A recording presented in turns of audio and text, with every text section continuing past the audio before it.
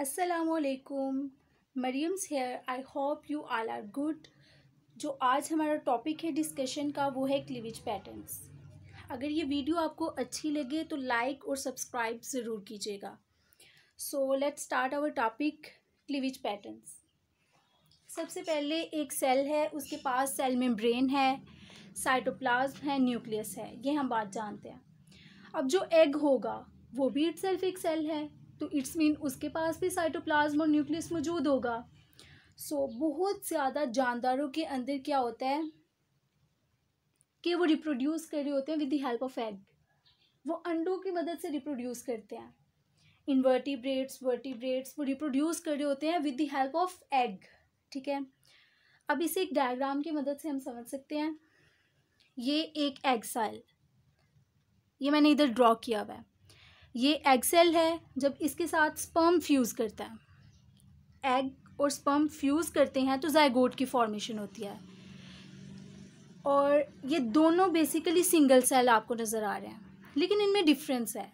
वो डिफरेंस किस तरह से है कि एग सेल के पास हिप्लाइड नंबर ऑफ क्रोमोसोम्स होंगे और जो ज़ायगोट है उसके पास डिप्लाइड नंबर ऑफ क्रोमोसोम्स होंगे। और जो ज़ायगोट होता है ये किसी भी ऑर्गेनिज्म की फर्स्ट स्टेज होती है, ऑर्गेनिज्म की फर्स्ट स्टेज है। नेक्स्ट जो इसके अंदर प्रोसेस स्टार्ट होता है वो डिवीजन का प्रोसेस स्टार्ट होता है। जिस तरह इसमें बताया, पहले 2 सेल डिवाइड हुए, 4, 6, 8 एंड सो ऑन, इनकी डिवीजन होती गई। इस प्रोसेस को बोलते हैं क्लीवेज। क्लीवेज के प्रोसेस में क्या होता है कि डिवीजन ऑफ सेल्स होती है। अब जो क्लीवेज के पैटर्न्स हैं ना, वो डिटरमाइन करती है यॉक की अमाउंट। और वो अमाउंट मतलब किस तरह होगी कि कुछ के अंदर यॉक ज़्यादा क्वांटिटी में होगी, कुछ के अंदर कम होगी। इसके अलावा जो अंडे होते हैं वो वेरी करते हैं एक ऑर्गेनिज्म से दूसरे ऑर्गेनिज्म तक, किस तरह से कि कुछ जो है वो यूनिफॉर्मली डिस्ट्रीब्यूट होंगे और कुछ नॉन यूनिफॉर्म डिस्ट्रीब्यूट होंगे। अब ये बात मैं आपको बताती हूँ कि यूनिफॉर्म डिस्ट्रीब्यूट किस तरह से होते हैं और नॉन यूनिफॉर्म डिस्ट्रीब्यूट किस तरह से होते हैं। ये मैंने 2 एग ड्रॉ किए हुए हैं। इसके अंदर क्या होता है कि यॉक की अमाउंट तो स्मॉल है, लेकिन ये यूनिफॉर्मली डिस्ट्रीब्यूट हुआ है पूरे अंडे के अंदर। इसके अंदर क्या है, ये किसी एक साइड के एक साइड में ये कंसंट्रेट हो जाएगी यॉक। मींस यॉक की क्वांटिटी तो ज़्यादा है, लेकिन ये किसी एक साइड पे कंसंट्रेट हुई हुई है। ठीक है, ये यूनिफॉर्मली डिस्ट्रीब्यूट हुआ क्योंकि पूरे अंडे में इक्वली डिस्ट्रीब्यूट हो रहा है। अंडरस्टूड सी बात है। और ये जो है ये किसी एक साइड पर कंसंट्रेट हुआ हुआ है, इसलिए ये नॉन यूनिफॉर्मली डिस्ट्रीब्यूट है। और ये ऑर्गेनिज्म के अंदर वेरी करता है, एक ऑर्गेनिज्म से दूसरे ऑर्गेनिज्म तक ये वेरी कर रहा है। अब कुछ इन्वर्टिब्रेट्स और कॉर्डेट्स होते हैं, उनके पास स्मॉल अमाउंट ऑफ यॉक होती है, यूनिफॉर्मली डिस्ट्रीब्यूटेड। सेम इस तरह के केस में यॉक की अमाउंट स्मॉल है लेकिन वो यूनिफॉर्मली डिस्ट्रीब्यूट है। Vertebrates have large amount concentrated at one end called vegetal pole and the opposite pole is called animal pole। इसी तरह कि इनमें यॉक की अमाउंट ज़्यादा है और किसी के एक साइड पर कंसंट्रेट हुई हुई है वर्टिब्रेट्स के अंदर। और 2 पोल्स का जिक्र किया गया, वेजिटल पोल और एनिमल पोल। ये नीचे वाला वेजिटल पोल बताया गया जहाँ पर ये कंसंट्रेशन हुई थी यॉक की, ये वेजिटल पोल। और इसके ऑपोजिट जो पोल होगा वो होगा एनिमल पोल। ठीक है, और ये सारा जो है ये जनरल सा बताया है कि किस तरह से जो है इनमें क्लीवेज का पैटर्न डिटरमाइन किया जाता है यॉक की अमाउंट पर, यॉक की जो है डिस्ट्रीब्यूशन पर। फिर अमाउंट का बताया कि अमाउंट किस तरह से होती है, या ज़्यादा हो सकती है या कम हो सकती है। और जो डिस्ट्रीब्यूशन होती है वो किस तरह से होती है कि डिस्ट्रीब्यूशन या जो है यूनिफॉर्मली डिस्ट्रीब्यूट हो सकता है ना, या नॉन यूनिफॉर्म डिस्ट्रीब्यूट हो सकता है। अब जो स्टार्ट करना है वो होगा क्लीवेज के पैटर्न्स।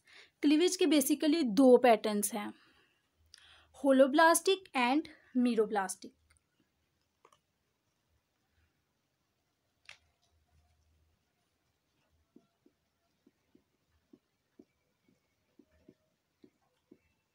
होलोब्लास्टिक क्लीवेज के अंदर बेसिकली क्या होता है कि यॉक की अमाउंट स्मॉल होती है, स्मॉल अमाउंट ऑफ यॉक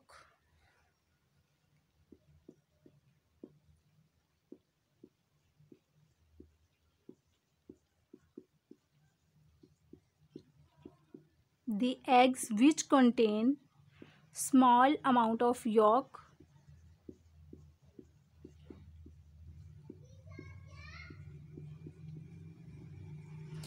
और इसमें क्या होता है कि पूरे का पूरा एग डिवाइड हो जाता है, पूरे का पूरा अंडा डिवाइड होता है, कोई स्पेसिफिक रीजन डिवाइड नहीं होता, पूरे का पूरा अंडा जो है वो डिवाइड होता है। एंटायर एग जो है वो डिवाइड होगा और जो इसके रिजल्ट में जो सेल बनेंगे वो इक्वल साइज के सेल होंगे। ये नहीं कि कोई बड़ा है कोई छोटा है। जब पूरे का पूरा अंडा डिवाइड हुआ है तो इसके जो सेल बनेंगे और जो सेल्स बनेंगे वो इक्वल साइज के जो हैं, इक्वल साइज के वो सेल फॉर्म होंगे इसके अंदर। और इसकी जो है वो हम समझेंगे इसे डायग्राम की मदद से। ये डायग्राम है, ये एक एग है। अब इसमें डिवीजन स्टार्ट हुई है। डिवीजन किस तरह से होगी कि इसमें 2 सेल फॉर्म होंगे और वो इक्वल साइज के वो सेल होंगे। अब नेक्स्ट मज़ीद इसमें डिवीजन होगी और 4 सेल्स फॉर्म होंगे, वो भी इक्वल साइज के होंगे। जितने भी सेल फॉर्म होंगे वो इक्वल साइज के सेल फॉर्म होंगे। और ये क्लीवेज जो है ये बेसिकली होती है एम्फीबियंस के अंदर और बोनीफिशेस के अंदर। एम्फीबियंस एंड बोनीफिशेस, ठीक है। ये क्लीवेज एक दफ़ा बता दूं, इसमें जो है अंडों में स्मॉल अमाउंट होती है यॉक की। एंटायर पूरे का पूरा अंडा डिवाइड हो जाता है, 2 सेल बनते हैं, वो इक्वल साइज़ के वो सेल होते हैं। और जो है इस तरह की जो क्लीवेज है वो पाई जाती है एम्फीबियंस और बोनीफिशेस के अंदर। जो नेक्स्ट क्लीवेज का पैटर्न है वो है मीरोब्लास्टिक क्लीवेज। उसके अंदर क्या होता है,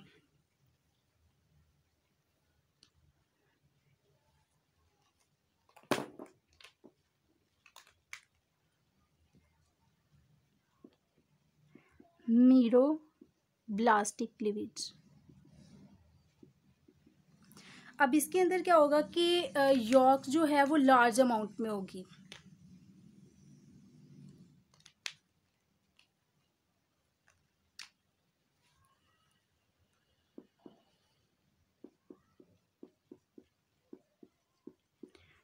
यॉक लार्ज अमाउंट में होगी और कंसंट्रेट होगी एक एंड पर। जिस तरह पहले डायग्राम में बताया था कि किस तरह से एक साइड पर जो है यॉक कंसंट्रेट हुई होती थी, वेजिटल पोल की डायग्राम के साथ बताया था। और इसमें जो है लिटिल अमाउंट ऑफ साइटोप्लाज्म होगी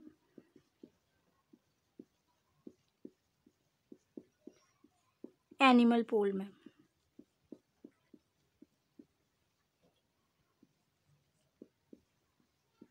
एट एनिमल पोल। और जो इसमें बेसिकली डिवीजन होगी वो ब्लास्टोडिस्क में होगी।